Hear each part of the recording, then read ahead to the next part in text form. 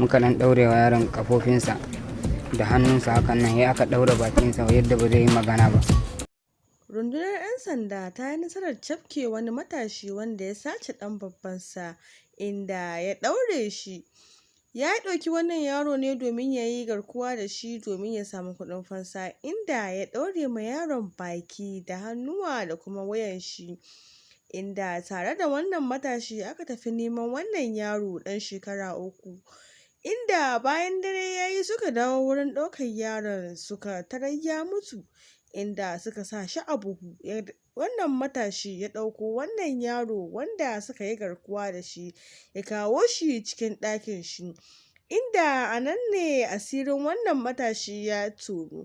Ku saurari zantawar da aka yi da wannan matashi domin jin cikakken bayanin yadda abin ya faru. Shekarun yaron nawa? Shekaransa 3 ne zuwa 4 ne. Shekarunsa 3 ne da kaɗan ne. A ina kuka kama shi? Ni ne na fito da shi daga gida. Daga murya ba a jinka abin da kake faɗa. Ka daga murya da kai. Ni ne na fito da shi daga gida. Na fito da shi sai na haɗa shi da wannan na ce mai abokina ne ya bi shi. To ya bi shi suka tafi can wajen jeji sai ga kaman ana ganin shi wannan din. Sai A wani gari kenan? Gombe Abba. Sai ya je ajiye yaron a wani waje haka. Mu na bi shi daga baya ya kira ni ya gaya min inda yake, na je ne muka ajiye yaron a wani waje haka.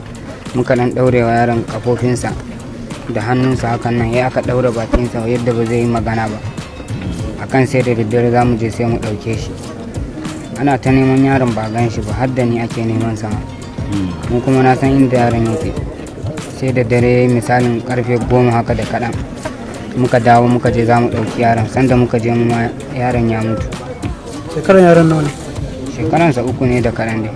Dama kana da alaƙa da nan sai aka yi da muka samu yaron ya mutu. sai kuka yi kuma? Da muka ga yaron ya mutu sai na koma gida. In zo zan ɗaga shi bakinsa yana ta zubar da yawu da muka kunce abun igiyan bakin nasa. Me dangantakan ka da shi yawa? Dan baffa na ne. To daga nan sai aka yi Sai na je na ɗauko leda da igiya na USB sai muka ɗaure wuyan bakin yana zubar da yawu. Sai na ɗan ɗaure hannun ma hakan nan yayi hakan nan hannun. Bayan ya riga ya mutu? Yes. Sai muka sa shi a cikin ledan muka ɗaure wannan sai ya tafi garinsu. Ni ma sai na tafi. Garinsu ina? Ɗan Zaro ne. Sai ya tafi ni ma sai na tafi. Da yaron ya tafi? Ni na tafi da yaron. To daga nan sai kai yaron ina? Sai na kai yaron akwai wani shago na kofar gida, shago na ne amma babu komai a cikinsa. Sai na je sai na kai yaron na ajiye yaron a ciki sai na ɗauko kaya na sawa na ne. Na je na ɗauko sa a ɗaki sai na zo na ɗaɗɗora masa akan kantan shago ne haka. Sai na ajiye shi. To me kuka yi har yaron ya mutu? Ba ku ba shi abinci ne ko shaƙe shi kai a jejin har ya mutu? Mun fara neman akan za mu san yadda za mu yi da shi, to kuma sai ana ta nema, ana ta zuwa nema, an shiga jeji ana ta nema, in ka je wajen za a ganka ne. Shine abin da ya sa muka ba mu koma wajen yaron ba. To ya kuka kai ga shawaran ɗauke yaron? Menene ya sa kuka yi haka? Mun ɗauki yaron ne dama akan kawai babansa zai ba mu kuɗi. Baban kuma ka ce ɗan uwanka ne? Babbana ne, kanin babana. Yana da kuɗi kenan? Yes. To a baya akwai abin da ya taba haɗa ka da babban naka ne, ko ka nemi ya taimake ka da wani kuɗi ko ya baka wani jari ko wani abu yaki sai ka yanke shawarar ɗauke ɗa? Ba abun da ya haɗa da shi kan babu komai wallahi. To ya aka kama ka aka gane kai kai wannan abu? An ga ina yawan yin waya ne da wannan bayan abun ya faru. Sai an ga ina ɗan yin waya shine aka yi zargi na. Kan haka ne aka kama ni. Yanzu da abin ya faru ka yi nadaman faruwa? Wallahi na yi nadama ba ɗan kaɗan ba, don wallahi ban taɓa tunanin yaron nan zai mutu ba mu so mu kashe shi ba. Kawai abun da ya sa ba mu koma wajensa ba saboda lokacin da abun ya faru an shiga ana ta nema a je ƙauye a zazzagaya cikin gari cikin jeji ko za ga wanda suka kama shi. In mun je mu za a kama mu ne, shi yasa ba mu je da wuri ba mu je mu a wannan lokacin ba. Wallahi muka bari sai dare yayi. Kai me sunanka? Sunana Daureshe. Ka ji abin da shi abokin aikata laifinka ko wanda ake tuman ku tare ya faɗa? Na ji abin da ya faɗa. Me gaskiyar magana? To abin da ya faru dai tare muka aikata. Ni dai fari ya kiran yake faɗa min ga abubuwan da suke tafiya a game da babban shi. wai kamar me yake to baffan su ya ce min akan baffan shi ya mar abu haka, ban san dai me baffan shi ya mar ba, ya ce min zai daukan sa akan baffan shi. Sai yake ce min da Allah ta ya za a bi na samu yadda za a yi da Allah mu riƙe yaron shi, sakamakon an riƙe yaron sa zai ba da kuɗi, baffan shi mai kuɗi ne. Riƙewa ko sacewa? A ɗauki yaron sa, in muka ɗauki yaron sa, in muka ajiye baffan sa mai kuɗi ne zai ba da kuɗin fansa. Ya faɗa min, na ce masa gaskiya wani wannan sabgar bai zama lalle ba saboda ba harkan ka bane, ba harka na bane. Ya ce na ce gaskiya kamata ka haƙura. Ya ƙi haƙura. Na tafi.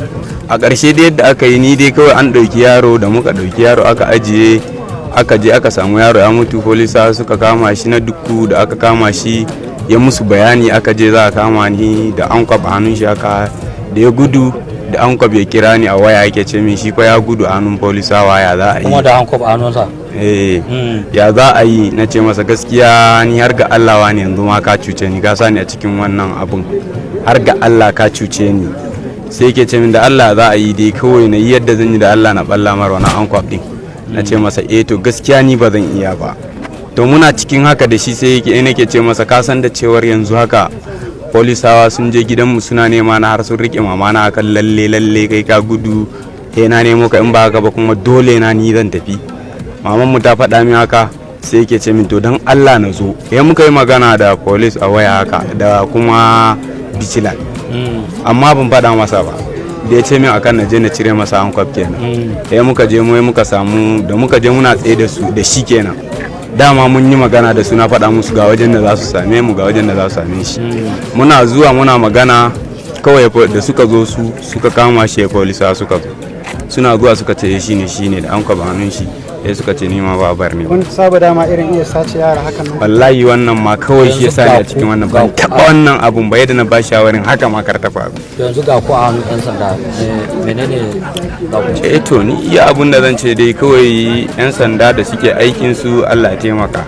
Mu kuma da muke cikin wannan lamari muna neman sassauci a wajen su. Ni dai har ga Allah wallahi ko wannan din wani ban taba sata ba. Wannan dai shi yasa ni a cikin wannan sabgar. To amma yanzu kawo ma wannan bayanin baka yi rahoton sa ga jami'an tsaro? Wallahi wannan ne dai iya kuskure na ni wanda yake ciki kenan. To amma ina neman alfurma ga rundunar 'yan sanda na Gombe da su mana sassauci a cikin wannan yanayi da muke ciki.